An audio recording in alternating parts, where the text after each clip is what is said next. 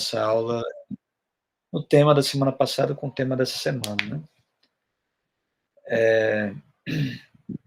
Basicamente hoje eu vou me concentrar em falar sobre a sociologia de Durkheim e Weber e discutir depois a questão da ideologia, partindo não só de Marx, mas também partindo do texto A Ideologia do Terry Eagleton, que são os 2 textos, né, que estão presentes lá para o fórum, né. Então, espero que vocês estejam, vamos dizer assim, acompanhando, né?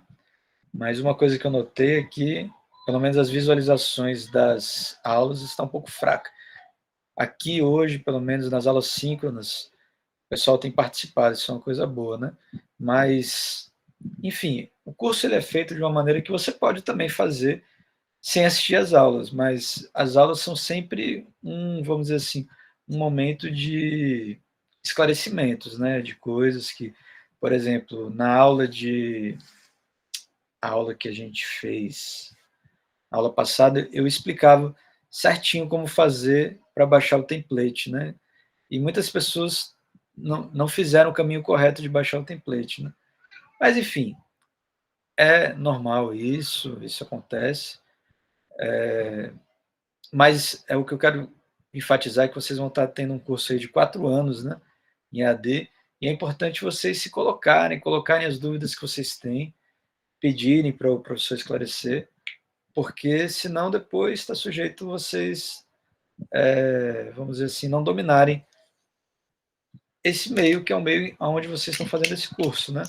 Então, assim, eu acho que uma diferença pós-pandemia para em diferença entre antes da pandemia, é que eu trabalho na AD desde 2014, se eu não me engano, 2015, 2014, né? Antes eu já pesquisava sobre a AD. E uma diferença que eu vejo é que, como eu posso dizer,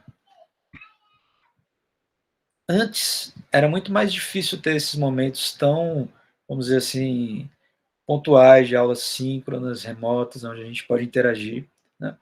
Então, antes era tudo realmente EAD e pronto, e a qualidade desses profissionais que eram formados acabava ficando aquém. Hoje eu acho que a gente tem potencialidades aqui. Eu vejo que eu, pelo menos, me sinto muito confortável dando uma aula na EAD, porque, apesar de não ter a participação que a gente espera, isso é geral, mesmo assim, se a gente estivesse dando aula no mestrado, por exemplo, eu sou professor, sou coordenador do mestrado em filosofia, e uma coisa é a aula presencialmente, outra coisa é a aula EAD. Mas, tanto na aula presencialmente se perde muito tempo, às vezes se colocando muito, a pessoa se expondo muito, como na aula EAD, as pessoas, mesmo sendo professores, ainda assim fecham suas câmeras, né? Ou seja, no mínimo, né? Mas pelo menos quando estão falando, abrem a câmera, né? Então, isso são algumas coisas que a gente vê assim que tem a ver também com uma certa etiqueta, uma questão de etiqueta perante as redes sociais, né? Enfim, mas é assim mesmo, vocês estão começando, vocês ainda vão vamos dizer assim, se apropriar de muitas coisas aí, e eu espero que, enfim, todos cheguem até o final e que consigam se formar, né? Sei que não é fácil, fazer um curso EAD não é fácil. Eu mesmo agora estou trabalhando numa proposta de um curso EAD, mas uma segunda licenciatura com complementação pedagógica. É um curso de 1 ano a 1 ano e meio, então é um curso mais simples, né, do que um curso de 4 anos. Né? Mas mesmo assim existe muito preconceito com tudo isso. Né? Enfim, vamos lá. Então, hoje vocês vão ver, né, a aula, e eu peço que vocês cliquem aquele pino, né, para, como a gente pode dizer assim, fixar a minha imagem, porque eu vou utilizar mais esse meu próprio campo de imagem do que compartilhar uma tela, tá? Então, vai ser um pouquinho diferente nesse sentido. Por quê? Porque mais na frente eu vou estar trabalhando já com, e até durante a própria aula eu posso estar trabalhando com 2 textos ao mesmo tempo, né? Com slide e talvez compartilhar o texto também, porque não sei se vocês notaram, mas a apostila é um texto muito bom, né? Então, vamos ver aqui, tentar interagir dessa maneira, né? Então, começando aqui, deixa eu ver aqui, opa, acabei de ver aqui que eu tive um erro aqui, tem que abrir. Deixa eu ver. O que aconteceu aqui? Ah, tá aqui. Abri aqui o slide. Eu estou utilizando a ferramenta Prezi Video, né? É uma ferramenta, enfim, é uma ferramenta interessante para a gente trabalhar, porque ela tem algumas, vamos dizer assim, eu posso utilizá-la assim, posso utilizar ela assim, ou dessa maneira, né? Ou simplesmente não utilizar o slide. Então vamos lá. Vamos falar sobre Durkheim, né? Qual é o marco, contexto histórico que ele da sua sociologia, né? A segunda revolução industrial, a atmosfera marcada pelas transformações da modernidade, perda de valores arraigados até então, valores sendo destruídos por novos valores. A sociedade europeia estava em crise, crise provocada pela substituição da moral tradicional associada à religião. Opa. Então, olha aí, vou aumentar aqui para vocês verem, né? Aquela questão, né, do Charles Chaplin em tempos modernos, a Revolução Industrial, com toda essa característica da divisão do trabalho, e é um ponto bem importante, né, que permeia a filosofia de Durkheim, por exemplo, essa necessidade do surgimento de conceitos que dessem conta das mudanças que estavam ocorrendo, a vontade de fazer ciência, mas como fazer ciência diante desse novo quadro, né? Através da sociologia, influenciada por Auguste Comte, que foi um filósofo francês, assim como Durkheim, Émile Durkheim, né? Que criou o positivismo, né? Então, o positivismo ele antecede, de certa forma, a filosofia negativa do marxismo, né? Mas serve também como base para a gente entender essas, posso dizer assim, transformações de uma concepção, e aí eu diria teleológica, né, de que existe uma evolução para um determinado fim, que é essa positividade, né? Isso é justamente contemporâneo ao próprio Darwin, né, as teorias de Darwin, as teorias dos socialistas utópicos que a gente viu, Saint-Simon, em análise sobre as características da industrialização, a influência da publicação da teoria da evolução biológica de Darwin. É-nos difícil compreender e mensurar a enorme repercussão que as obras de Darwin tiveram sobre o pensamento social das últimas décadas do século XIX. É possível, no entanto, observar a frequente analogia do organismo vivo nas análises de Durkheim. Então, olha só que interessante, o organismo vivo, justamente por conta da questão do funcionalismo, de entender que a sociedade é um grande organismo onde cada parte da sociedade funciona como um órgão, né? Uma parte harmônica, né?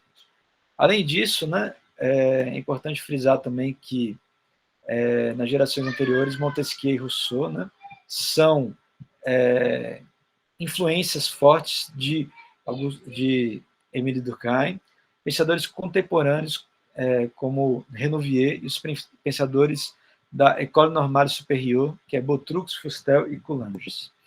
Vamos ver que alguém aqui colocou um comentário, deixa eu ver aqui o que falaram aqui. Acho que é isso aí.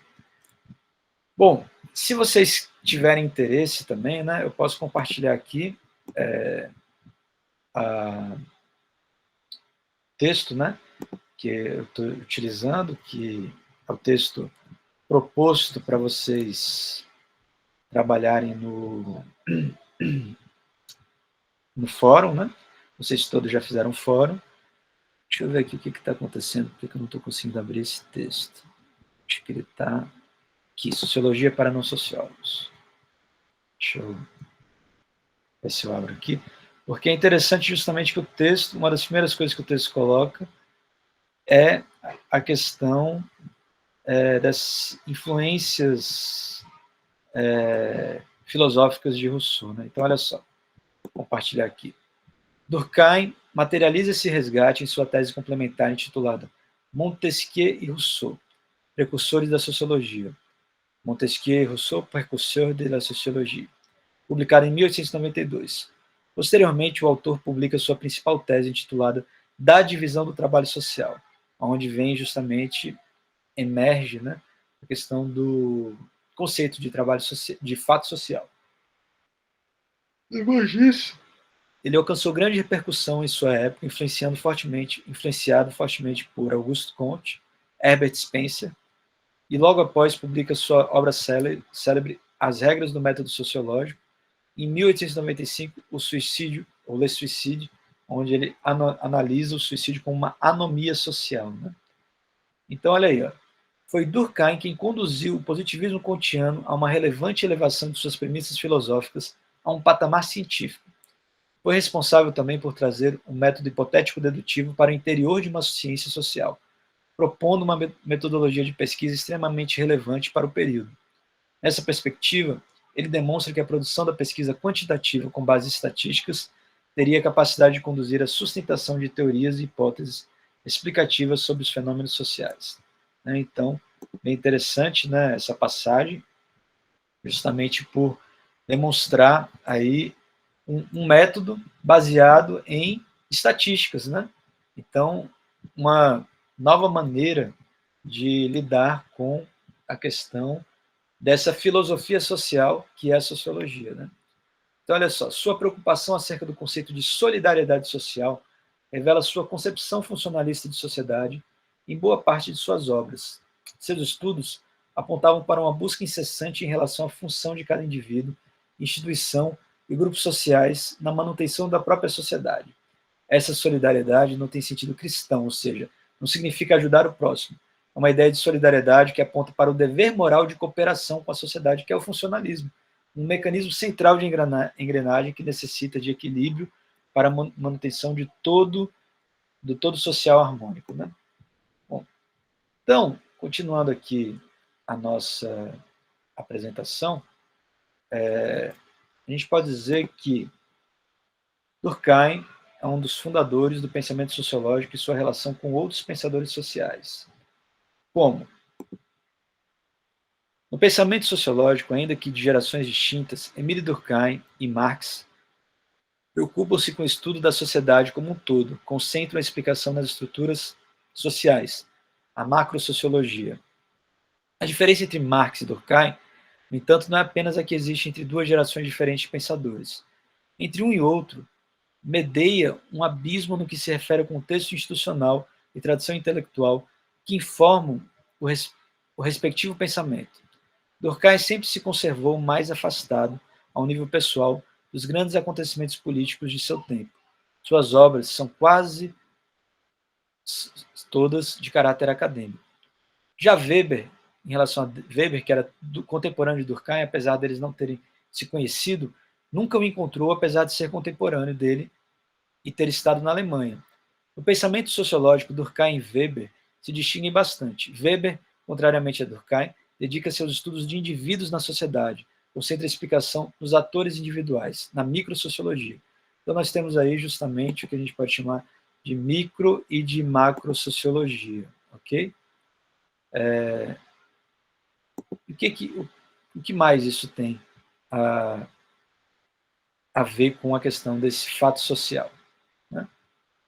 Bom,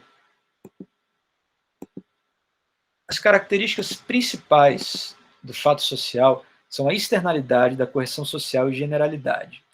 Existem fora das consciências individuais, mas todos os indivíduos recebem e interiorizam, atuam sobre os indivíduos, modificando seu modo de ser, induzindo os indivíduos à aceitação das regras, tendo sobre eles um poder de coerção e ainda generalidade, em função de os fatos sociais se repetirem pelas imposições em todos os indivíduos, ou pelo menos na maioria dos membros da sociedade. Então, o livro ele traz algumas exemplificações, né, de que o espaço social, o fato social, no caso, é uma definição proposta por Durkheim e teria a exata função de definir, de forma geral, o objeto de estudo da sociologia, ou seja, designar, citando o próprio Durkheim, designar mais ou menos todos os fenômenos que se dão no interior da sociedade, por menos que apresentem com certa generalidade algum interesse social. Então, ele diz que o fato social está permeado por um interesse social. Isso é bem interessante, porque O livro dá exemplo assim: se duas pessoas se chocam no meio, tropeçam, ou se chocam, ou se esbarram, ou se uma pessoa espirra, isso é um ato, não é um ato social, não é um fato social, é um fato individual. O fato social, na verdade, é aquele comportamento que é resultado de um aprendizado social que pode conter explicações sociais, né? Então, na verdade, uma pessoa pode fazer uma coisa individual, um fato individual, se esbarrar numa pessoa, mas o fato social é quando há aí um acerto de contas, uma busca por ajudar o outro, ou uma briga. Isso é um fato social, onde envolve mais de uma pessoa numa interação com um interesse por trás, um interesse social, né?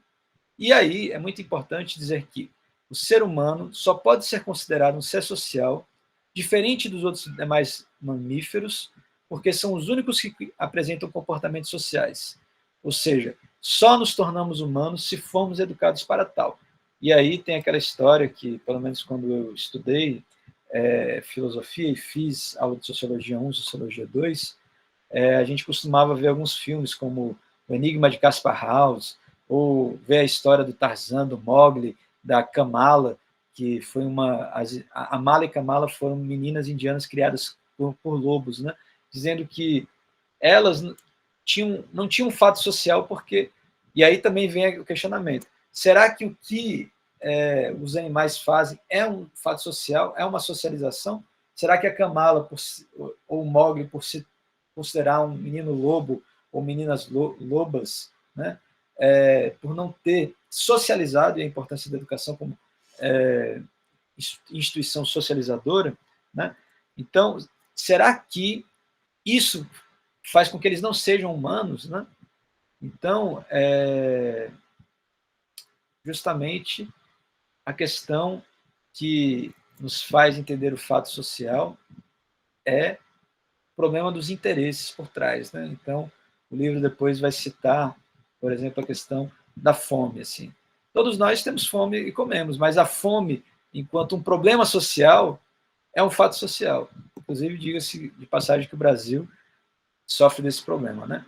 Então, Durkheim ele estabelece os parâmetros para a constituição da sociologia enquanto ciência independente, e assim podemos afirmar que a sociologia deriva da complexidade da sociedade moderna e da necessidade de uma ciência inteiramente disposta a compreender essa sociedade. É aí também que ele estabelece relações entre a sociologia e a psicologia, a questão do suicídio como anomia social, né? Durkheim faz do suicídio também um assunto da sociologia. Uma anomia, mas que existe também outras questões, como o egoísmo, ou questões, enfim, a gente vai falar sobre isso. Olha só. O homem não se sente necessariamente mais feliz com o progresso da sociedade moderna. Se a divisão do trabalho não produz solidariedade, é que as relações dos órgãos não são regulamentadas, é que elas estão no estado de anomia. Para Durkheim, a relação patológica dessa anomia leva ao suicídio, né? Então, o Durkheim ele faz essa análise justamente para trazer, entre outras palavras, uma análise de como o suicídio é um fator anômico, mas que pode ser egoísta, altruísta, né? E que o suicídio de tipo egoísta diz respeito à pessoa que se percebe socialmente desvinculada, uma viúva sem filhos, um idoso sem amigos, parentes ou mesmo uma criança abandonada seriam exemplos de pessoas com maior chance de cometerem suicídio. Já o suicídio altruísta é aquele indivíduo que, facilmente, por motivos de honra, fé, promessas e radicalismos, formaria um tipo de suicídio que é muito comum em seitas religiosas, movimentos políticos radicais, também os chamados terroristas, seriam exemplos concretos de potenciais suicidas do tipo altruísta. Engraçado, né, que o altruísmo quer dizer assim, em razão do outro, né, mas esse outro pode ser uma questão, está me fugindo aqui a palavra, né, sectária, né, uma questão de, vamos dizer assim, de fé, enfim. E, por fim, o suicídio anômico é o tipo de suicídio que ocorre durante grandes conflitos ou perturbações de ordem coletiva, que poderíamos citar como a guerra, catástrofes naturais, períodos de escassez e a fome. Então, olha só que interessante essa interligação com a fome como um fato social que pode levar a essa questão o suicídio, que é um trabalho muito interessante de Durkheim, né? Bom, mas então, continuando aqui, Durkheim vai falar que essas formas de suicídio também podem estar ligados a conflito de interesses, a um excesso de regulamentação, como o suicídio dos escravos, né? E as crises da sociedade, a imperativos sociais, como os homens-bombas, né? O suicídio altruísta, e a falta de integração social, como os viúvos sem filhos. Né? Bom, quais são as contribuições de Durkheim nesse sentido de análise da sociedade? Né? Ainda que o Weber seja mais individualista, ligado a ideais morais, é interessante que o Anthony Giddens, né, que também é um grande analista do Weber, um sociólogo também analisa o Durkheim, ele fala que Durkheim coloca os fenômenos econômicos como se não pudessem ser analisados, como se fossem independentes das normas e crenças morais que regem a vida dos indivíduos em sociedade. Um contrato só por si não chega se não existisse um mundo econômico, normas sociais que permitissem contrair contratos, reinaria um caos incoerente. Então ele está falando o que aí? Justamente dessa influência russoniana do Weber, colocando o contrato social como um contrato econômico, fundamental para o fato social. Tanto que, através de Durkheim, podemos entender a sociedade como esse coletivo moral ou grupo, chave para a ordem, para a coesão, que só pode ser estabelecida por crenças absolutas. Preocupado com a dimensão da mudança, por isso, ele usa o método comparativo. A sociedade tradicional versus a sociedade moderna é a base do pensamento de Durkheim. Né? E aí entra a questão do trabalho como um fator determinante para analisar esse funcionamento da sociedade enquanto organismo vivo, né? Esse funcionamento da sociedade enquanto formas independentes que geram um equilíbrio social e ações que geram um equilíbrio social. Então, olha aí, Durkheim percebe que o declínio da significação das crenças morais tradicionais conduziriam à desintegração social.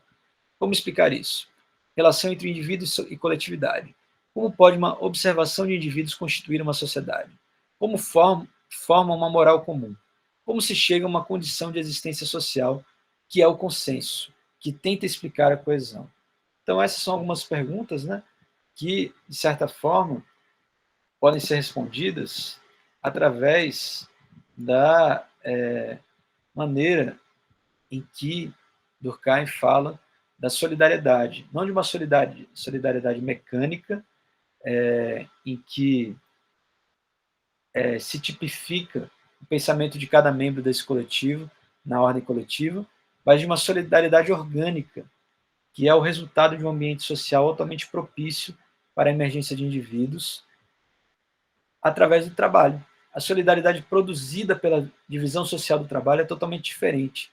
Só é possível se cada um tiver uma esfera própria de ação e, consequentemente, uma personalidade. Então, Durkheim está preocupado justamente através dessa divisão do trabalho, no que a gente pode considerar como personalidade desenvolvida, uma solidariedade orgânica. Então, olha só, a divisão social do trabalho busca as coisas da formação da coletividade, por isso analisa formas de solidariedade. A solidariedade mecânica e orgânica são duas faces de uma mesma sociedade. A solidariedade mecânica só pode ser forte na medida em que as ideias e as tendências comuns a todos os membros da sociedade ultrapassem em número e intensidade aquelas que pertencem pessoalmente a cada um deles. Ela se intensifica na razão inversa da personalidade. Já a solidariedade orgânica supõe que os indivíduos se diferem um dos outros, ou seja, se cada um tiver uma esfera própria da ação, consequentemente uma personalidade, então é possível haver esse funcionalismo orgânico, né? Enquanto a solidariedade mecânica quer tornar todos iguais, né? É uma solidariedade de ideias comuns e tendências comuns, que de certa forma pode ser uma crítica, se a gente pensar, do próprio capitalismo, né?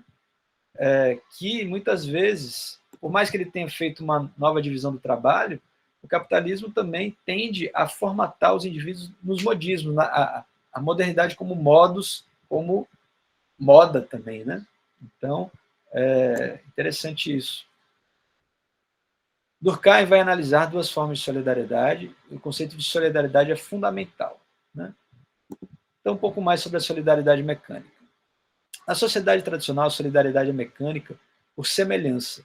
Os indivíduos diferem minimamente uns dos outros, os valores são iguais, tradições, costumes, têm coerência porque os indivíduos não se diferenciam, valores morais e religiosos muito fortes, normas dadas mecanicamente.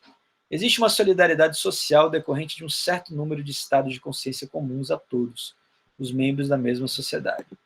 Então, interessante a gente perceber por essa via, né, que a solidariedade mecânica, ela tenta produzir membros iguais, cidadãos iguais, mas que às vezes dentro disso surgem as anomias de pessoas diferentes serem acusadas, né, dessa diferença, de, vamos dizer assim, de crimes, né? E aí o Durkheim fala assim, a sociedade é um grande órgão, então assim, quem rouba também é culpa da sociedade, não é só culpa do indivíduo que rouba, né? Então essa interpretação social do delito é bem interessante, nessa interpretação de Durkheim, né? Mas olha aí, por que a solidariedade é mecânica? Não significa que ela seja produzida por meios mecânicos e artificialmente. Durkheim denomina assim por analogia com a coesão que une os elementos dos corpos brutos, as moléculas dos corpos inorgânicos, em oposição àquela que faz unidade dos corpos vivos. A consciência individual, considerada sob esse aspecto, é uma simples dependência do tipo coletivo e dele decorrem todos os movimentos como o objeto possuído segue os movimentos que ele imprime seu proprietário, né? Então, mostrando aí que a solidariedade mecânica é justamente a questão da igualdade. E aí a questão do crime, como eu estava falando. Crime não apenas estão inscritos em todas as consciências, mas são fortemente gravados. A diferença entre crime e ação imoral, o incesto, por exemplo, né? Então, o crime ele tem uma pena, tem uma função social, de manter intacta a coesão social ou manter a consciência comum em toda a sua vitalidade. A pena é para atingir a sociedade como um todo, tal qual o Albert Camus, escritor premiado pelo Prêmio Nobel, escreveu em L'Étranger, o estrangeiro, e não o indivíduo. O castigo protege e afirma a consciência coletiva, né? Então, é como se fosse, entre outras coisas, um bode expiatório, né? Então, é para isso que existe justamente o castigo do crime, né? Porque ele deve comover a sociedade como um todo para que, através dessa mobilização, a gente não cometa esse mesmo delito, né? Então, nesse sentido, né, não há razão para que uma sociedade proíba, por exemplo, a ingestão de tal ou qual tipo de carne que em si é inofensiva. Mas desde que a repulsa por esse alimento se tornou parte integrante da consciência comum, ela não pode desaparecer sem um laço social se afrouxe e que as consciências sadias sejam obscurecidas. Está falando aqui sobre a questão da carne, né? Como uma solidariedade mecânica. A gente come carne porque os outros comem carne, né? E por que a gente come carne de boi, de frango, de porco? Por uma solidariedade mecânica, muitas vezes refletida, né? Então, olha só. E a solidariedade orgânica? A solidariedade orgânica é característica da sociedade moderna. É o consenso que resulta da diferenciação. Enquanto a sociedade mecânica é o pensamento em manada, a solidariedade orgânica mostra que os indivíduos não se assemelham, mas formam grupos, corporações, consenso construído. As normas vêm dos preceitos legais. Porque é chamada de solidariedade orgânica a comparação ao organismo vivo, constituída de relações positivas ou de cooperação. Cada órgão, com efeito, tem sua fisionomia especial, sua autonomia e, por conseguinte, a unidade do organismo é tanto maior quanto a individualização das partes seja mais acentuada.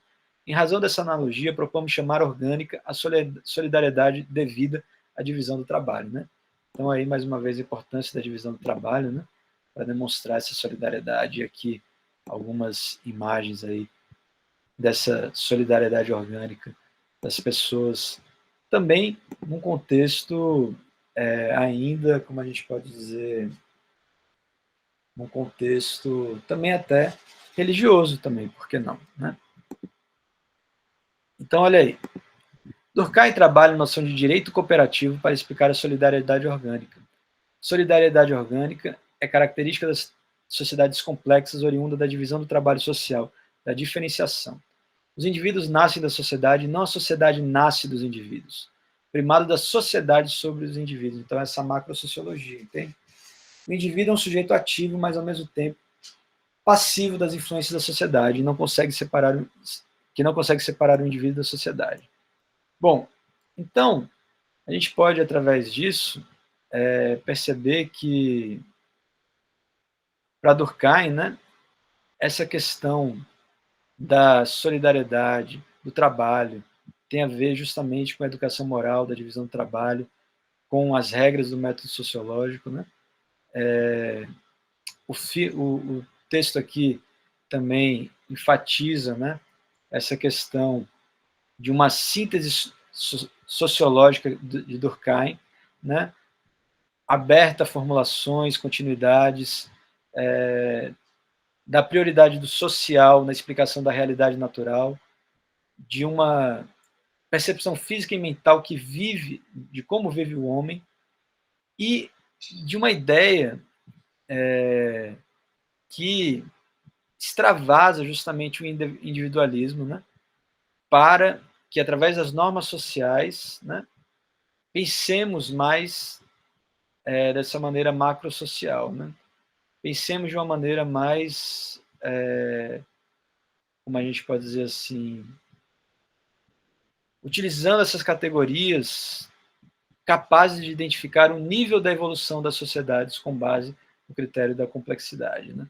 Então, a ideia é entender a complexidade através de identificar algo exterior ao indivíduo que se constitui como fato social. Então, a gente vê que é uma nuance bem interessante, né? Essa teoria de Durkheim, que pode ser aqui contraposta, então, agora, através da teoria de Weber. Né? Então, olha só. Weber vai falar mais sobre o individualismo, a individuação, através da racionalização e burocratização da sociedade. Né? Então, a burocracia também é um fato social, e parece que é isso que o Weber está tentando analisar. Olha só. As questões que levantou são relevantes ainda na atualidade. É considerado um dos grandes teóricos sociais da modernidade. Sua tese é de fundamental importância para o reconhecimento da origem do capitalismo como sistema histórico, porque justamente através também de uma ideia da divisão do trabalho, que é comum, e é bem interessante a gente fazer essas análises, o que é comum a Weber e o que é comum a Durkheim. O Weber vai apontar, né, para, como posso dizer, uma sociologia, né, baseada na ética protestante, no estudo do capitalismo, né, como relações de poder e como objeto de estudo sociológico. Então, para Weber, as normas e regras sociais formam a ação social que o indivíduo faz e orienta a ação dos outros também. Então, Weber está preocupado na ação social e a sociologia como ciência de análise desse fenômeno. Então, olha aí. Para Weber, toda abordagem do real é parcial. A realidade inesgotável e infinita. O conhecimento da realidade é parcial e fragmentário. Dom da eterna juventude ou vocação, a ciência sempre será superada, sempre surgirão novas visões e descobertas. A realidade é caótica. Nós que atribuímos significação a partir de nossos interesses e valores. A ciência pode falar do que é, não do que vai acontecer. Não cria capacidade de prever o que vai acontecer, no máximo indicar algumas tendências. Explicações multicausais. Um fenômeno tem inúmeras causas. Contra o determinismo econômico, a priorização de uma causa, o econômico. Né? Então, Weber vai estar preocupado com esses aspectos aonde emerge a ciência sociológica, que pode ser justamente a relação do indivíduo com a sociedade, uma sociologia da interpretação, enquanto uma ciência que consegue e tem objeto compreender claramente a conduta humana e fornecer a explicação causal da sua origem. A compreensão social deve envolver a análise dos efeitos que o ser humano procura conseguir. Busca entender a ação social, tendo, portanto, uma unidade de análise básica dos indivíduos e suas condutas. Dentro da sociologia e da interpretação compreensiva do entrelaçamento das pessoas individuais, Weber dedica seu estudo de indivíduos na sociedade e concentra-se na ação dos atores, na ação social individual da microsociologia. Então, essa é a base e a diferença entre Weber e Marx, a macro e a microsociologia. Weber vai orientar toda a sua produção sociológica com base no primário do sujeito. Critica a ideia de que toda a realidade social só pode ser explicada mediante a descoberta de um sistema de leis inerentes ao funcionamento da sociedade, que é mais ou menos a crítica ao positivismo, a crítica ao próprio Durkheim, que queria justamente entender esse fato social como a sociedade plena de muitos órgãos, né? Então, é famosa a imagem de Weber de uma sociologia compreensiva, né? Ou interpretativa. Então, o livro aqui coloca: Weber segue uma corrente de pensamento que chamamos de sociologia hermenêutica, olha só que interessante. Sociologia interpretativa ou sociologia compreensiva. Ele vai procurar a Verstehen, a compreensão, no alemão, da ação social. O fundamental em Weber é entender por que as pessoas agem do modo como agem. E aí tem aquela coisa que a gente estava falando ali da solidariedade mecânica da alimentação, e olha o que Weber vai falar. O homem pode não ingerir determinado alimento ou certa bebida. Ele pode até mesmo vestir uma roupa que o faz sentir frio ou calor, além do necessário para satisfazer as suas necessidades simbólicas. Mas aí, enquanto o biólogo procura entender o que existe da natureza instintiva no comportamento de um animal, o sociólogo procura identificar aquilo que é social no comportamento humano. Portanto, para entender o sentido da ação social, é preciso entender os valores, as regras, os sentimentos que guiam o comportamento do outro e a pensar a partir daí, né? Então, os positivistas acreditavam que a ciência servia para a elucidação dos princípios básicos do comportamento humano e que o pesquisador age de maneira neutra na procura de uma lei social geral. A gente sabe que não dá para ser neutro, né? Ninguém é neutro, só o sabão. Em primeiro lugar, não existem estruturas independentes dos indivíduos. Além disso, o cientista, quando vai pesquisar algo, também está carregado de crenças e valores. Então, olha aí, Weber admitindo esse aspecto da importância da subjetividade nessa construção dos valores e na construção do objeto. Mas o que é o objeto, então? O objeto da sociologia é compreender o sentido da ação. Desse modo, a compreensão da ação social implica a apreensão do seu sentido, isso é, o sentido que é dado à ação pelo próprio indivíduo.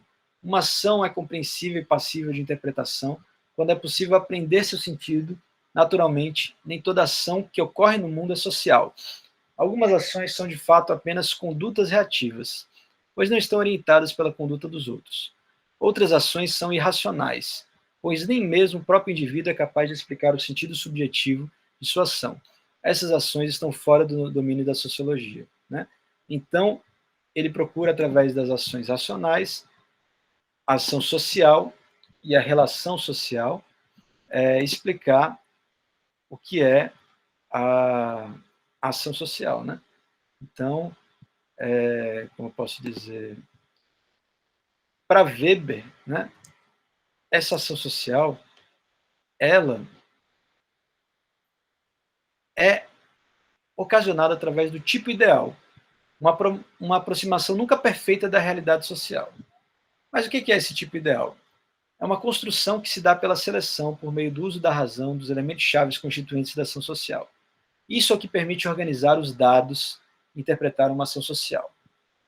Por exemplo, olha só que exemplo capcioso.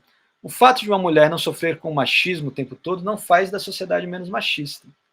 A generalização sociológica é diferente daquela que normalmente o senso comum realiza, pois não afirma que todos sempre agem de certas maneiras, o que seria, nesse caso, determinações biológicas. Ela busca identificar recorrências, probabilidades e padrões societários das ações sociais. Então, existem 3 tipos de ação social. Tá? Ação social tradicional, aquela determinada por um costume, um hábito arraigado. Ação cotidiana pode ser dotada de sentido ou não, sendo muitas vezes dada pela repetição. Porém, em muitos casos, pode ser considerada em diversos níveis. Por isso, Weber a inclui como uma ação social. A ação afetiva é aquela ação determinada por afeto ou estado sentimental. Nem sempre é uma ação social dotada de sentido, mas ocorre do sentido da ação estar contida no próprio ato. Então, se a ação tradicional é obedecer os mais velhos, uma ação afetiva é agir afetivamente com quem satisfaz necessidades de vingança, ou seja, produzir ódio e fazer com que esse ódio, e aí é o que Weber quer entender, por que esse ódio ele pode contaminar outras pessoas, né? Comover outras pessoas. E a ação racional, por fim, ela nunca é irracional por ela mesma, mas somente quando considerada a partir de um determinado ponto de vista, ou seja, é o que diferencia os homens dos animais e é o que dá sentido às nossas ações. Ainda temos uma ação racional com relação a fins, determinada pelo cálculo racional que coloca fins, ou seja, telos é a ação econômica no mercado responsável por uma empresa que toma decisões racionais, e ação racional com relações a valores, determinada pela crença consciente de um valor considerado importante, independentemente do êxito desse valor na realidade. Exemplo, uma testemunha de Jeová prefere não receber sangue em uma situação de emergência, pois vai contra o que estabelece a sua religião. Ou seja, a própria ação racional ela pode ter algo de irracional também, né? Olha aí que coisa curiosa. Mas vamos lá então. O que é a ação social? A ação social orienta-se pelas ações dos outros, que podem ser outros individualizados ou indeterminados. Nem todo contato entre os homens é social e não deve envolver uma ação com sentido dirigido a outrem. Os tipos de ação social analisados por Weber exaltam porque os limites entre ação racional e irracional são difíceis de serem estabelecidos e é o que Weber utiliza como racionalismo, como recurso metodológico. Em Weber, os tipos de ação estão apresentados em uma hierarquia de acordo com o grau de racionalidade da ação. Os tipos de ação são ação social referente a fins, ação social referente a valores e ação social afetiva ou ação social tradicional. E aí, disso se desdobra a ideia de relação social. Weber chama de relação social a conduta de vários agentes reciprocamente orientada, logo sendo característica fundamental a existência de reciprocidade na ação. A relação social pode ser de caráter transitório ou permanente, e o conteúdo significativo da relação pode ser pactuado. Né? Então, o que essa relação social diz? Uma relação social é um comportamento de várias pessoas que se apresenta como reciprocidade orientada e consiste na probabilidade de se agir de determinado modo. Não há necessariamente solidariedade na relação social, mas em uma relação de conflito, apesar da exigência de ocorrer um mínimo de reciprocidade entre os lados envolvidos, é o que acontece, conflito, as tensões das relações sociais, né? Que a gente vê até na própria questão das classes sociais, né? Bom, então, a partir disso, Weber vai falar dos tipos puros e tipos ideais. Eu já comentei aqui sobre o tipo puro, mas agora vamos ver aqui sobre o tipo ideal. Então, os chamados tipos puros ou tipos ideais são um recurso metodológico que consiste na elaboração de categorias que tendem a acentuar e expor de forma mais intensa ou extrema as características do objeto em análise. Assim, a taxonomia criada não se encontra na realidade de sua forma pura. Né? Então, esses tipos puros e ideais são tipos que vão ser utilizados justamente para a dominação da sociedade. Né? Então, Weber chama esse processo de dominação de desencantamento do mundo. As descobertas e os avanços das ciências que permitiram que aquilo que era desconhecido das pessoas tivesse uma explicação racional que substituía gradativamente a explicação religiosa ou mística, que é o que aconteceu com os protestantes, né? Que estavam ali sofrendo uma dominação por parte da Inglaterra e resolveram fazer uma colônia na América, né? A colônia da liberdade. Né? E isso é muito importante, porque, para Weber, entre outras coisas, isso significa o desenvolvimento do espírito do capitalismo, né? Que foi justamente nessa ação social de criação de uma, vamos dizer assim, de uma nova ética baseada no trabalho e na virtude do enriquecimento, né, como justamente possibilidades de exercer novos poderes, né? Então, segundo Weber, ele propõe que a respeito da dominação na sociedade pode ser muito interessante, pode ter muito interesse para pensarmos como a dominação ocorre em diversas instâncias, desde o Estado até as empresas e outras instituições como a escola e a família.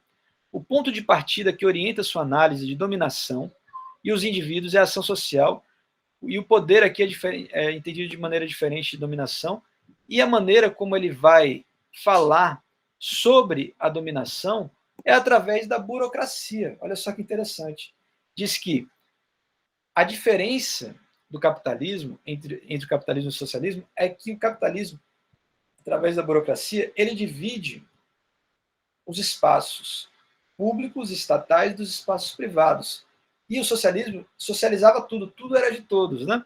E essa divisão ela é necessária justamente para, através da burocracia, instituir, através da burocracia, legitimar, através da burocracia, proteger as pessoas também.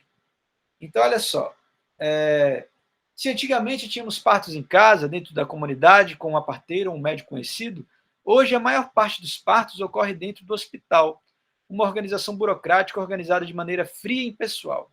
O próprio procedimento é realizado por um profissional especializado que muitas vezes não tem nenhuma forma de envolvimento emocional com os pacientes. Então, isso vai dar estabilidade social e vai moldar a sociedade conforme as suas necessidades. Então, a burocracia é a chave para entender também o poder, a dominação, os tipos de dominação no capitalismo, né? Bom, então olha só. Ele vai falar de 3 tipos de dominação que são importantes de serem ressaltadas. A dominação racional, que é justamente essa dominação que o poder imprime na medida que a crença na legalidade dos ordenamentos estabelecidos no direito de mando daquele que exerce a autoridade faz com que a burocracia seja o tipo mais puro, mas nenhuma dominação é exclusivamente burocrática. A burocracia não é o único tipo de dominação legal. Também o são funcionários designados por eleição, sorteio, turno, rodízio, administração, pelo parlamento, comitês, órgãos colegiados, desde a sua competência esteja fundada sobre regras estatuídas e que o domínio esteja em acordo com o tipo de administração legal. São as resoluções, né? As leis que amparam o funcionamento das instituições. A dominação tradicional ocorre em virtude da crença nas tradições que regeram desde há muito tempo as relações e também o reconhecimento da legitimidade daqueles que são indicados por essa tradição para exercer a autoridade. O tipo puro é o do tipo patriarcal. No quadro administrativo, há os dependentes pessoais do senhor, familiares, funcionários domésticos ou de parentes e de amigos pessoais favoritos, ou de pessoas que lhe estejam ligadas por um vínculo de fidelidade, vassalos, príncipes tributários. Não há conceito burocrático de competência, mas de fidelidade pessoal do servidor. Então, isso tem a ver também com essa questão dessa sociedade patriarcal, né? E, por fim, a carismática, que é a autoridade que baseia-se na crença do profeta ou no reconhecimento que encontra o herói e o demagogo. Vocês sabem que o demagogo é aquele que diz: faça o que eu faço, mas faça o que eu falo, mas não faça o que eu faço, né? A expressão carisma é aplicada nesse sentido sem juízos de valor. Tanto se aplica a pessoas boas quanto más. O quadro administrativo é escolhido segundo carisma e vocação pessoal e não devido à sua qualificação ou à sua dependência pessoal, patriarcal, ou à sua posição, privilégio estamental. A administração, se assim se pode dizer, carece de regras que sejam estatuídas ou tradicionais e caracteriza-se pelo irracional, revelações de decisões particulares. Então, dessa maneira, a gente vê aí que a dominação tem a ver com essa questão do carisma, mas essa questão do carisma é muito interessante também, porque a dominação irracional, né? A dominação racional burocrática, a irracional é carismática, e a tradicional é justamente a crença do tipo puro patriarcal, né? Ou seja, na hereditariedade, por exemplo. É uma dominação tradicional. Né? Bom, como é que isso nos leva à ética protestante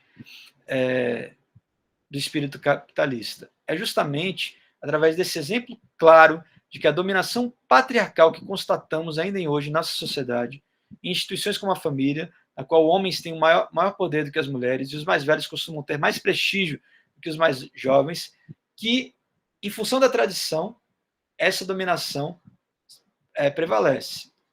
Já a dominação carismática é através de instituições políticas modernas, em que grande parte dos eleitos para a representação são escolhidos pelo carisma e não pela competência técnica ou pela tradição. Né? É o caso dos presidentes que a gente tem aqui. Né? Já essa dominação legal se dá pelo domínio do conhecimento técnico, que permite, em vez de crenças e costumes, que tenhamos objetivos e meios racionais delineados para atingir esses objetivos. Portanto, a burocracia como domínio dos funcionários, as organizações dependem muito da burocracia, do controle das informações, e por isso vivemos em uma vida cheia de regras prescritas e relatórios. Né? Bom, então vamos aqui agora para a ética protestante e o espírito do capitalismo. É uma ética baseada no modo de vida. No capitalismo são criadas forças da tradição, a Igreja Católica, formas de resistência para seu desenvolvimento, a Igreja que condena os juros, o pecado, e é a favor de uma vida mais simples, votos de pobreza, prega uma recompensa da vida após a morte, acumulação de riqueza só para a Igreja, entre outros. Então, isso é o modo medieval e do início da modernidade do capitalismo. Mas o capitalismo ele se assemelha muito ao estilo de vida que professa o protestantismo, que favorece o capitalismo, porque nele as pessoas boas podem acumular riqueza, não condenam os juros, a busca constante de formação acadêmica, galgam novos postos de trabalho engajados nas atividades econômicas, entre outros. Então, o capitalista, o protestante prefere comer bem e o católico prefere dormir sossegado, segundo Weber, justamente mostrando essa diferença do status das tarefas, do dever e dos valores que estão perante essa organização social. Né? Que mais? Então, em A Ética Protestante do Espírito Capitalista, do Capitalismo, Weber analisa a influência do protestantismo no desenvolvimento da sociedade capitalista, principalmente o puritanismo, né? Que foi a vinculação do puritanismo, protestantes rigorosos na aplicação de princípios morais, que foi também a ética que ainda hoje permeia, né, essa ideia de um homem, basicamente, que vive para trabalhar, acumular riquezas e que tem uma santidade, procura uma santidade em relação ao álcool, às drogas. O puritanismo foi justamente a ética protestante que fez a condenação das drogas, né, assim, na modernidade. Né? Contra os argumentos baseados em uma determinação econômica unidirecional para explicar a origem da sociedade burguesa, Weber reconhecerá a importância exercida pelo protestantismo na construção do ethos, da ética, aquilo que é característico e predominante nas atitudes e sentimentos dos indivíduos de um povo, grupo ou comunidade que marca suas realizações ou manifestações culturais, mundana e materialista pelo próprio capitalismo. Né? Então, ainda segundo Weber, o racionalismo econômico moderno permite e orienta e justifica a acumulação dos lucros, encontrando a ética racional do protestantismo ascético suas bases da sustentação. E é bem interessante isso, porque, por exemplo, em Pernambuco, onde os holandeses tentaram colonizar, né, Recife, os holandeses acabaram sendo expulsos pelos portugueses porque os holandeses eram judeus, os portugueses eram católicos e os judeus queriam cobrar juros sobre os empréstimos bancários que faziam. E os portugueses já naquela época estavam acostumados a dar calote, como até hoje os grandes poderosos empresários continuam dando calote, né? Dão calote e expulsaram os holandeses para não ter que pagar a dívida, né?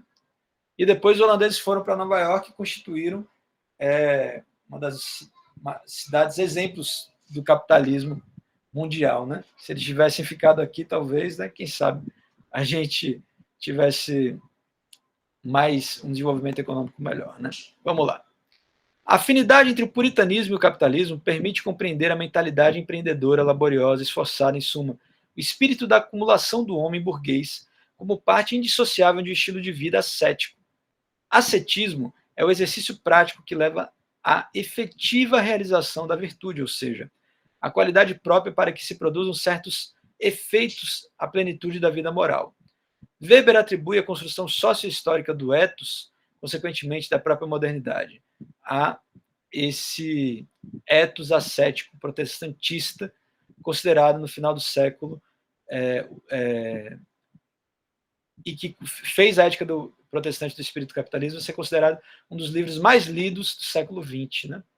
Muito importante isso também. O que mais a gente ainda pode falar sobre essa ética protestante do espírito capitalista? Bom, segundo Weber, o capitalismo só se desenvolveu na Inglaterra e na Alemanha pelo fato de serem países protestantes. Né? Foi a ética do trabalho protestante que se espalhou pela Europa e foi predominante para o desenvolvimento do espírito capitalista. Mas o que é o espírito capitalista? É justamente a ideia de que o capital é um dever. Ganhar dinheiro é uma conduta de vida do capitalismo que todos nós devemos, né? Isso passa muito para a ideia aí protestante da vocação, né, do puritanismo inglês e do calvinismo, para a consolidação do capitalismo. A vocação. Oi? Alguém falou alguma coisa? Egimara? Oh, desculpa. Não, professor, desculpa, estava procurando o slide. É que eu não estava apresentando o slide agora, mas eu vou... Então, é porque eu não vi, aí eu estava procurando. Tá bom, eu vou colocar aqui o slide. Eu vou fazendo essa interseção entre o slide e o livro, né? E aí vou selecionando aqui as partes que são mais interessantes aqui para a gente colocar. E uma coisa importante é essa. Relacionando Weber a Marx, Weber não vê a superação do capitalismo como via Marx. A economia capitalista moderna é um imenso cosmos no qual o indivíduo nasce e que se lhe afigura, ao menos como indivíduo, como ordem de coisas inalterável, na qual ele tem de viver. Ela força o indivíduo, à medida que esse esteja envolvido no sistema de relações de mercado, a se conformar às regras do comportamento capitalista. O fabricante que se opuser por longo tempo a essas normas será inevitavelmente eliminado do cenário econômico, tanto quanto um trabalhador que não possa ou não queira se adaptar às regras, que será jogado na rua sem emprego. As regras são criadas pelos indivíduos e podem ser também mudadas. A pensar, por exemplo, a questão da escravidão e hoje as leis que existem sobre o racismo. Weber é um liberal em desespero, que chegou inclusive a ficar internado, que era um grande fã de Marx, e assim como também um grande leitor de Nietzsche. Olha só que interessante, né? Essas contradições weberianas, né? Mesmo sendo um célebre, vamos dizer assim, explicador da questão do trabalho, do capitalismo, do âmbito da vocação, forçando o enriquecimento, essa ideia de que todos nós queremos ficar ricos, ser ricos, né? Todos nós queremos ser milionários, e justamente essa questão da separação da propriedade do trabalho com a propriedade pessoal, que é também a base do capitalismo, com a organização dos meios de produção. Né? Então, Marx ele viveu uma época de muita instabilidade do capitalismo, né? De tempos turbulentos, de fábricas que exploravam muito os trabalhadores. Já Weber, não, ele conseguiu já ver uma maior racionalidade do capitalismo. Né? Enquanto Marx não havia ainda legislação trabalhista, férias, previdência social, Marx achava que isso levaria a uma autodestruição do capitalismo, que estava à beira do caos. Mas Weber por outro lado, ele vê que a organização racional do livre trabalho, voltado para um mercado regular, não explorativo, mas competitivo, era diferencial justamente do espírito capitalista. Né? Então, entre outras coisas, existe algumas questões dessa ética do espírito capitalista que são fundamentais na relação das esferas públicas e privadas, bem como da relação dos mundos que o Weber vai designar. Então, uma coisa que ele vai falar nesse tipo da esfera... Opa, parece que tem alguém querendo entrar. Nessa questão das esferas, é que... Deixa eu ver aqui rapidinho. Que essas esferas do público e do privado, elas vão, entre outras coisas, demonstrar que esse mundo racionalizado, sociedade industrial, nos leva ao abandono das concepções mágicas e tradicionais, diferenciando as esferas públicas e privadas na individualização e na autonomização, que vai ser depois, mais à frente, você ser empreendedor de si, né? Que é a última onda do capitalismo que a gente está vendo aí, né? De você ser o seu patrão, de você ser o seu explorador, explorar o seu desempenho, automaticamente sem precisar nem ser cobrado por isso, né? Então, a organização industrial racional é voltada para um mercado regular e não para as oportunidades especulativas do lucro, tanto políticas como irracionais. A única peculiaridade do capitalismo ocidental não é essa. A moderna organização racional das empresas capitalistas não teria sido possível sem dois outros fatores importantes em seu desenvolvimento: a separação dos negócios da morada, da família, fato que domina completamente a vida econômica e estritamente ligada a isso, a uma contabilidade racional. Né? Então, diferente aqui da gente que está... Eu aqui estou trabalhando em casa hoje, vocês estão na escola em casa, né? Isso aí era uma...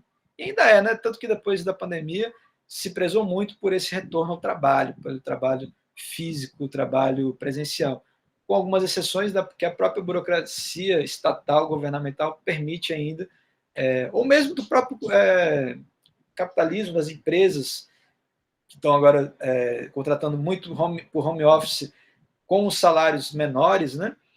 Então, há essa complexificação do trabalho, né, em relação ao que era ali na época de Weber. Né? Bom, então, ele coloca aqui essa questão de que haveria, então, uma certa profecia, por assim se dizer, né, de que o Estado, né, e o capitalismo, identificado com o lucro, nos levaria a um individualismo total das oportunidades de obter lucro. Né? E quem não tirasse proveito disso estaria extinto. Mas não foi o que aconteceu. O que aconteceu foi que, de fato, o mundo mecanizado levou a um mundo cada vez mais desencantado, de burocracia sem espírito, o que ele chama de o mundo de uma jaula de ferro, aonde a burocracia aprisiona as pessoas, mas que ninguém sabe quem viverá no futuro nessa prisão, ou se no final deste tremendo desenvolvimento surgirão profetas inteiramente novos, ou se haverá um grande ressurgimento de velhas ideias e ideais, ou se no lugar disso tudo uma petrificação mecanizada ornamentada com um tipo de convulsiva autossignificância. Neste último estágio de desenvolvimento cultural, seus integrantes poderão de fato ser chamados de especialistas sem espírito, sensualistas sem coração, dualidades que imaginam ter atingido um nível de civilização nunca antes alcançado. Né? Então, é mais ou menos isso que acaba que não se confirma, apesar desse desencantamento. Por exemplo, esse desencantamento poderia levar justamente ao que a gente chamaria também de uma sociedade cada vez mais cientificizada e menos religiosa. Mas isso ocorreu o contrário. Cada vez mais a sociedade tem sido mais evangelizada, mais, vamos dizer assim, mais tomada pela religião, né, do que uma sociedade mais científica e burocrática, né? Então você vê aí que isso aí o Weber acabou errando, né? Mas aí dizem que, ainda assim, a explicação para essas consequências não esperadas estão ligadas às tecnologias de comunicação, né? As redes sociais, a internet, a multiplicação de agentes políticos que ultrapassam as fronteiras do trabalho e da propriedade da classe, a libertação das mulheres em relação ao trabalho, né, com o feminismo, novas identidades autoconstruídas e menos determinadas pelo trabalho, a religião e a opção política, o individualismo e a autoestima preparando o homem para respeitar o outro e tomar parte em empreendimentos cooperativos, né? Ou seja, as cooperativas também como algo que foi apreendido pelo capitalismo, né? Onde a gente vê assim cooperativas de bancos, né? Por exemplo, é uma coisa interessante, né? Sobrevivendo em meio ao capitalismo, né? Então, ou seja, cooperativas que no socialismo utópico seriam justamente maneiras de organização econômica sem juros, por exemplo, e o que a gente vê aqui é as cooperativas lucrando bastante com juros também, né? Enfim, então é isso, né, que a gente tem sobre Weber e Durkheim, e agora a gente vai, eu não preparei uma apresentação sobre a ideologia, mas a gente vai justamente dar uma olhada no texto, né, aqui naquele formato que eu gosto de utilizar, que é aquele formato, vamos dizer assim, do whiteboard, né? Dessa vez eu não cheguei a fazer comentários aqui no texto, mas uma dinâmica que eu fiz recentemente com uma outra turma, que deu certo, que pode ser interessante para vocês, é a de compartilhar aqui o texto, o link do texto, e se vocês quiserem, vocês mesmos adentrarem no texto e também, como eu posso dizer, também contribuírem lá, né? Então, o link do texto é esse daqui, né? Se alguém quiser entrar lá e olhar por si só na sua própria tela, mas eu vou compartilhar aqui a tela também do texto do Terry Eagleton sobre ideologia, né? A gente pode ir também aqui, eu fiz algumas marcações que podem ser interessantes para a gente aqui observar melhor, então, né? Aqui. Bom, a ideologia é um problema dúbio, né? Porque eu achei bem interessante, né? O que o texto fala é que, por exemplo, logo aqui no início fala: considere o seguinte paradoxo: a última década testemunhou um ressurgimento notável de movimentos ideológicos em todo o mundo. No Oriente, o fundamentalismo islâmico emergiu como uma forte potência política. No Terceiro Mundo, em certa região das Ilhas Britânicas, o nacionalismo revolucionário continua em luta com o poder imperialista, né? Ou seja, ainda existe colonização, ainda existe fundamentalismo, e alguns estados pós-capitalistas do bloco oriental, um neo-stalinismo ainda obstinado mantém-se em combate contra um batalhão de forças oposicionistas, como o caso também absurdo ali da Coreia do Norte, né? A nação capitalista mais poderosa da história foi arrebatada de ponta a ponta por um tipo particularmente nocivo de evangelismo cristão. Evangelismo esse, né, que a gente sabe que nasceu nos Estados Unidos e que vem aqui para o Brasil e toma também a esfera política, né? E aí, nessa nota de rodapé, ele coloca um comentário do Gianni Vattimo, filósofo italiano, que diz assim, modernista, que diz: o fim da modernidade e o fim da ideologia são momentos idênticos. Por quê? Para uma boa parte dos marxistas, com o fim da Guerra Fria, haveria também o fim das ideologias. Mas como é que a ideologia continua, né? Desde Napoleão, com o Desmond Destutt de Tracy, um cara que iniciou esse estudo das ideologias, a ideologia é um termo utilizado para aqueles que querem derrubar o governo vigente, né? Então, a gente vê que as ideologias são formas de organização sistemática de pensamento que querem justamente uma dominação, uma manutenção, vamos dizer assim, uma dominação das pessoas, né? Então, olha aí. Mas olha só o paradoxo. Se a ideologia é ao mesmo tempo ilusão e veículo pelo qual os protagonistas sociais entendem o seu mundo, então isso nos revela algo bastante desanimador com relação aos nossos modos habituais de perceber. E aí ele cita aqui, de modo geral, numa linha central, de Hegel a Marx a Lukács, alguns pensadores marxistas posteriores estiveram preocupados com ideias de verdadeira e falsa cognição, com a ideologia como ilusão, distorção e mistificação. Já uma outra tradição de pensamento, menos epistemológica que sociológica, voltou-se para a função das ideias na vida social do que para seu caráter real ou irreal. Então, as macroideologias, as microideologias, como essas possibilidades aí de entendimento, né, ideológicos. Né? E olha aqui, ó, o Durkheim voltando aqui. Esse ponto de vista tem o venerável apoio do sociólogo Emile Durkheim. As pessoas comuns ficariam insatisfeitas de saber disso, para quem o método ideológico consiste no uso de noções para governar a colação dos fatos, mais do que derivar noções deles. Né? Então, a ideologia agora colocada de uma maneira pragmática, em oposto do que uma verdade absoluta. Seria justamente essa ideologia de um modo mais funcionalista. Né?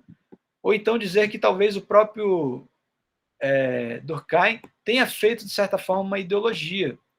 Mas a ideologia chegou ao fim ou não?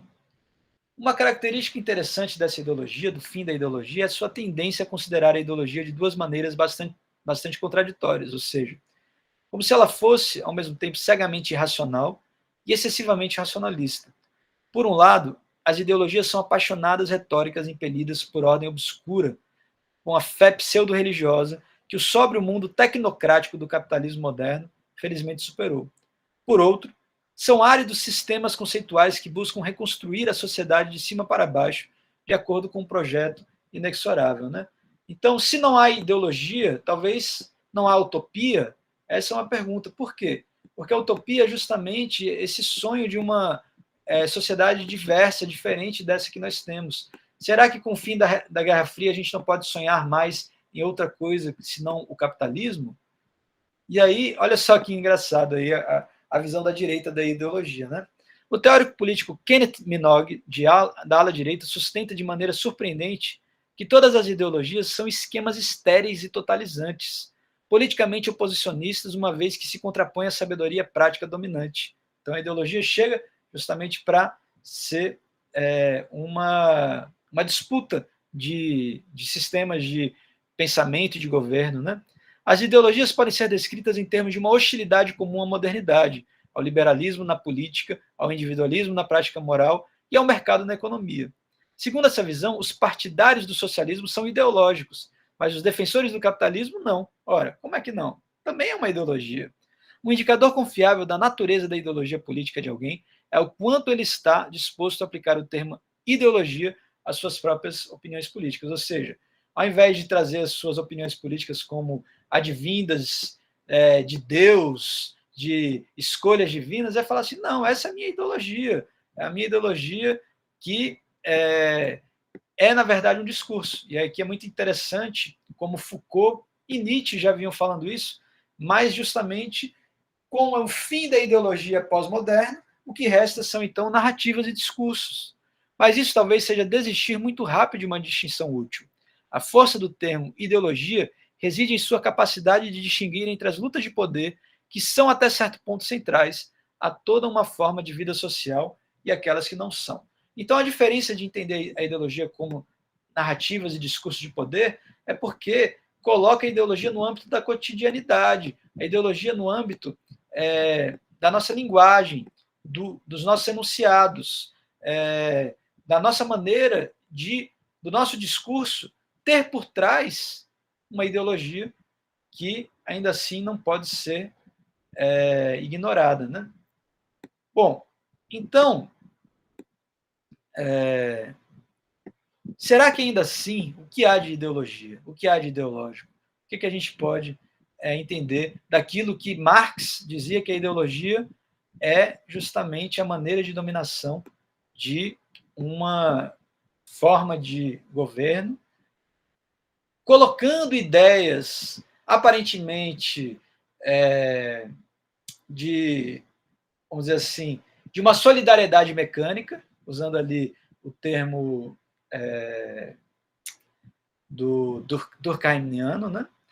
Na qual as pessoas, por uma questão de fé, de ódio, de patos, vão se ligar, mas que por trás não estão fazendo aquilo que a ideologia faz, mas estão dominando grupos sociais. Né? Então, o Terry Eagleton fala que existem, entre outras coisas, algumas maneiras justamente de relacionar as batalhas sociais e políticas no âmbito ideológico através de signos, significados e representações, ou seja, aprendermos a enxergar as ideologias. Esse é o grande desafio.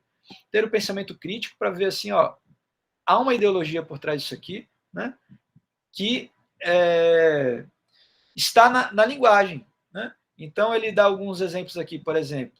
Dizer que existe uma monarquia constitucional na Inglaterra é um enunciado político, mas ele se torna ideológico quando começa a envolver crenças, dizendo que isso é uma coisa boa, ter um rei, que, ao mesmo tempo, se um grupo político dissidente fala podemos derrubar o governo, isso também se torna ideológico. Né? Então, você vê que a ideologia é nada mais, nada menos do que uma luta discursiva, né? Uma luta de discursos para dizer assim, quem é mais certo, quem está mais certo, e que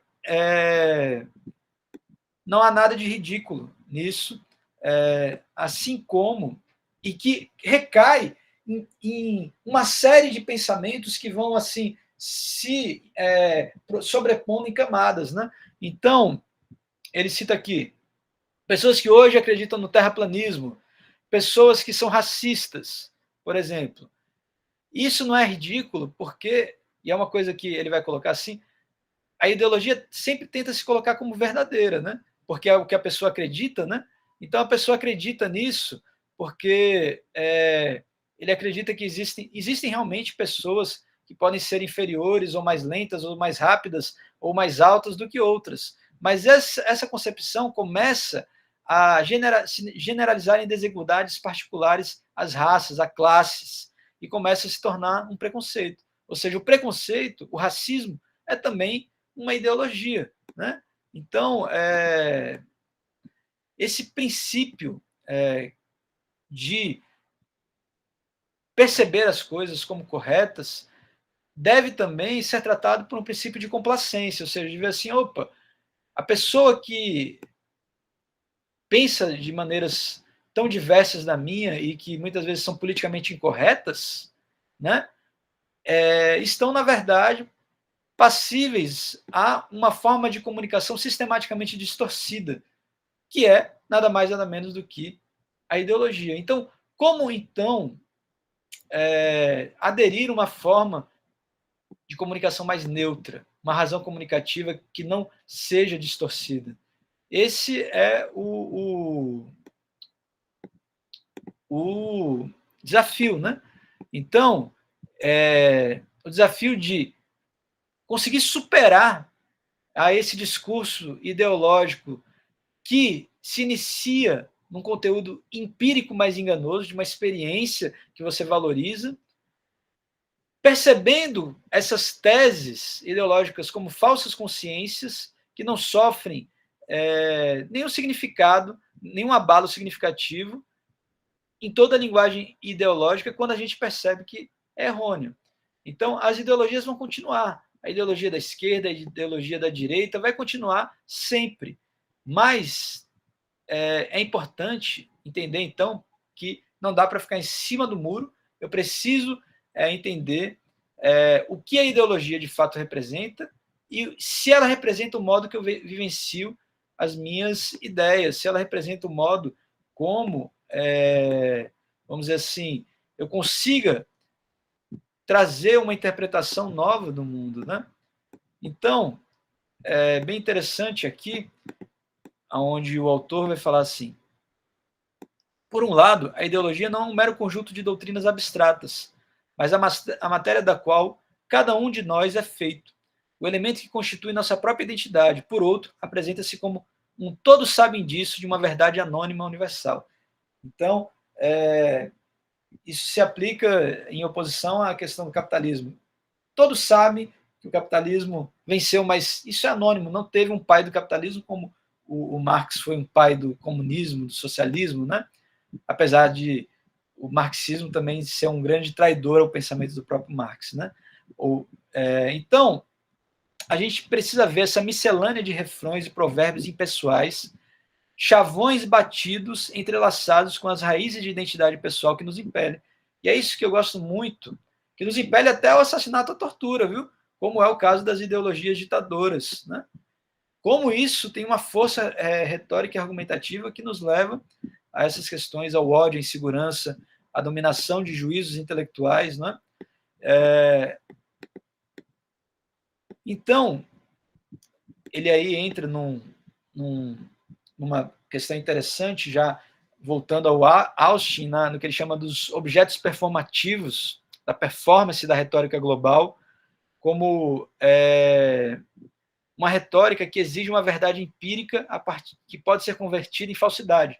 E é interessante, né, essa questão da persuasão retórica que a arte pode dar, né, através dos romances, assim como essa, vamos dizer assim, essa persuasão retórica que leva a uma falsidade, mas não é falseável. Por isso, o Karl Popper, um filósofo alemão contemporâneo, diz: as teorias, e aí é diferente de ideologia, né, elas devem ser falseáveis, ou seja, elas devem ter a abertura para ser contrariadas, para ser deixadas de lado, né? E as ideologias não. As ideologias elas continuam aí, mesmo que alguém mostre por A mais B que elas são irrelevantes, elas continuam como fantasmas, né? Assim, e o que faz nos equipará-las à irracionalidade, né? Então, as ideologias podem ser muito irracionais também. Então, a pergunta é, né? Com tudo isso, o que nos resta, né? Da ideologia, o que nos resta saber ou como lidar com a ideologia, né? Então, olha aí. Então, se a ideologia é às vezes falsificadora, isso se deve a razões bastante promissoras. De modo geral, o fato de que a maioria das pessoas reage energicamente a ser tratada de modo injusto, e que a maioria das pessoas gostaria de acreditar que vive em condições sociais razoavelmente justas. Então, assim, quando alguém tem uma ideologia, um caso clássico assim, um bolsonarista e um petista, aonde não conseguem discutir, porque a sua crença naquilo ali não pode ser tratado de modo injusto, né? Então a gente tem que ter esse diálogo, saber dialogar. Por mais que muitas vezes o bolsonarismo seja uma intolerância, uma tolerância não tolerável, ainda assim a gente tem que aprender, né, a dialogar com essa ideologia que é diferente, né? Então, por isso, a ideologia, no fim das contas, ela é o que mais se assemelha à cultura. No fim das contas, para o Terry Eagleton, ideologia e cultura são coisas muito interessantes. Mas a gente tem que pegar o que há de mais interessante da cultura enquanto manifestação, um fenômeno singular, e não o que há de ideológico nela, né? Então, olha aí. Ideologia significa mais do que meramente, digamos, as práticas significantes que uma sociedade associa ao alimento. Envolve as relações entre esses signos e os processos de poder político. Não é coextensível ao campo geral da cultura, mas elucida esse campo de um ângulo específico. Um segundo significado da ideologia, um pouco menos geral, diz respeito à ideia e crenças verdadeiras ou falsas que simbolizam as condições e experiências da vida de um grupo ou classe específico, socialmente significativo. E em terceiro, a ideologia como autoexpressão simbólica coletiva, também é uma promoção e legitimação de interesses de tais grupos em face a interesses opostos. Por essa razão, sem dúvida, que falar ideologicamente tem, às vezes, na opinião popular, um desagradável tom de oportunismo, né? Que é aquela história que eu estava falando. Você se valer de as pessoas aqui são evangélicas, não vou falar aqui em nome de Deus para conquistar essas pessoas politicamente, né? Então, uma ironia, portanto, que a ideologia seja considerada por alguns como excessivamente pragmática e por outros insuficientemente pragmáticas, extremamente absolutista, inflexível e fora da realidade. Então, a ideologia acaba sempre voltando, de algum modo, ao nosso tempo. Portanto, negar que a ideologia seja principalmente uma questão de representações empíricas corresponde a uma teoria materialista de como ela opera e de como poderia ser alterada. Então, a melhor maneira de lidar com a ideologia enquanto cultura e opinião é através da ciência, né? É isso que não pode ser negado, a ciência, né? Então, olha aí, se alguém realmente acredita que todas as mulheres sem filhos são frustradas e amarguradas, apresentá-la ao maior número possível de mulheres eufóricas que não têm filhos poderia convencê-la a mudar de opinião. A gente sabe que não necessariamente.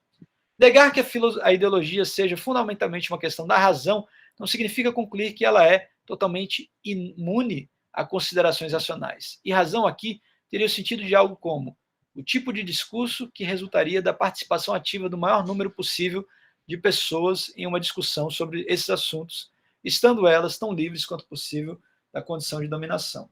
Então, falar de ideologia, entre outras coisas, é poder falar livremente sobre a ideologia, sem ter medo de ser ideológico, né? Então, é mais ou menos isso que é o grande desafio da sociologia, através da filosofia, que a gente pode dizer que é, entre outras coisas, relativizar os etnocentrismos, né? Para se fazer filosofia, ou para se fazer sociologia, a gente tem que ver as culturas ou as ideologias dos outros como algo que nós possamos também vivenciá-las, se colocar como outro, né? Eu gosto muito do exemplo, assim, eu já viajei bastante, e uma viagem que eu fiz há uns 10, 15 anos atrás, eu fui para o Peru e para a Bolívia, e no Peru, principalmente, sempre eu tenho assim, bom, nasci na Colômbia, né, eu tenho os traços um pouco andinos, né, apesar de meu pai ser brasileiro e minha mãe colombiana. E aí eu andava com brasileiros, mas e olha só a contradição, que eu estou aqui agora com a camisa do Brasil, né? E os brasileiros sempre andavam com a camisa do Brasil, sempre andavam com a bandeira do Brasil, ou seja, você identificava o brasileiro a 1 quilômetro de distância, né? E eu estava lá me vestindo como eles, falando espanhol e tal, e aí eu estava o quê? Tentando viver a ideologia deles ali, né? Só que nós que somos brasileiros, muitas vezes só queremos viver a nossa ideologia. Então, é muito interessante talvez esse exercício de como entender as ideologias da melhor maneira é se colocar no lugar do outro, né? E ver o que faz com que as pessoas se levem a isso, ou entender também o que faz com que elas não se deixem levar a isso, que é, entre outras coisas, o que o Weber queria como ação social. Queria entender o que faz as pessoas agirem como elas agem, né? E é isso que a sociologia tenta entender. Bom, eu não sou sociólogo, né? Mas eu acho que é muito rico a gente poder falar dessa maneira e tentar interpretar dessa maneira, principalmente o Weber e Durkheim, né? Nesse âmbito aí da sociologia. Bom, pessoal, é isso. Nossa aula por hoje está concluindo. Se alguém quiser falar alguma coisa, perguntar alguma coisa, fique à vontade, né? Só levantar a mão ou ligar o microfone. Na semana que vem, nos próximos capítulos aí, espero que vocês tenham conseguido mandar o seu jornal filosófico e que consigam aí até o final de semana colocar lá no fórum, principalmente essa relação que vocês percebem aí, que foi apresentada aqui nessa aula, que é essa relação entre Weber, Durkheim, Marx, né, de como se dá o fato social, talvez até remetendo também aos socialistas utópicos, aos anarquistas, todas essas ideologias, no fim das contas, é isso que se trata, né? Do que elas tem para entender a realidade. Diga, Gerlane. Você levantou a mão? Professor, boa noite. Boa noite. Eu entrei agora essa é a minha primeira aula que estou assistindo, porque eu recebi a matrícula, o número da matrícula ontem, estava sem acesso, estava fazendo acesso. Eu até que vou ver com o tutor para ver a situação das atividades que tem pendentes, porque eu acredito que foram outras atividades que já foram postadas, para ver como é que vou fazer, do que tem que fazer ainda, porque é o seguinte, eu acredito que devo ter a mesma oportunidade que os outros que já tiveram, que já haviam iniciado, porque eu fui da 4ª convocação do polo de Cabrobó, matemática Cabrobó, e aí estou aqui nessa situação. Eu vou começar com o tutor amanhã e o coordenador para a gente ver essa situação, como fica essa questão, assim, porque eu até vi, agora eu não consegui visualizar, por exemplo, as disciplinas que estou, a gente mostra lá, mas mostra tudo, mas não mostra, por exemplo, o período. Aí eu quero ver isso com ele e ver também uma possibilidade do seguinte, porque como eu já sou graduado em licenciatura em Química, tem algumas disciplinas que eu já cursei, eu estou vendo que são comuns que eu já cursei. E aí eu até vi com ele o seguinte, para ver essa situação, assim, da questão da dispensa, de algumas por já ter cursado também. Aí eu vou ver com ele essa situação, mas eu vi o senhor falando na atividade aí de fora, eu vou ver com ele essa orientação de como faz para poder acessar lá, para mim ver onde é que eu vou localizar isso na plataforma para poder realizar a atividade. Hein? Ok, Gerlane, seja bem-vindo. Obrigado. Toda a minha disciplina vai ser online. Pelo Moodle, se você já consegue acessar, você pode ainda fazer as outras atividades. Se você tiver alguma dificuldade, eu peço que você me contacte pelo WhatsApp, e aí eu reabro as atividades para você postar, tá bom? Então, a minha disciplina vai ser toda online, todas as atividades. A gente está na metade da disciplina. Até agora a gente já circulou 5 pontos e ainda tem mais 5 pontos à frente. Então, me contacta pelo WhatsApp que vai dar tudo certo. Tá bom? Se tiver mais alguém nessa situação, a mesma coisa vale para outras pessoas que entraram agora. Basta, como eu posso dizer, basta me contactar que eu reabro e corrijo e tá tudo certo, tá? Eu não estou aqui para prejudicar ninguém. Eu sei que a disciplina é um pouco, vamos dizer assim, complexa. Vou até aqui tirar aqui a gravação, porque, enfim, acho que tem coisas que também não interessam. Isso vai ficar no YouTube também, né? Mas todos vão ter a oportunidade de passar, desde que façam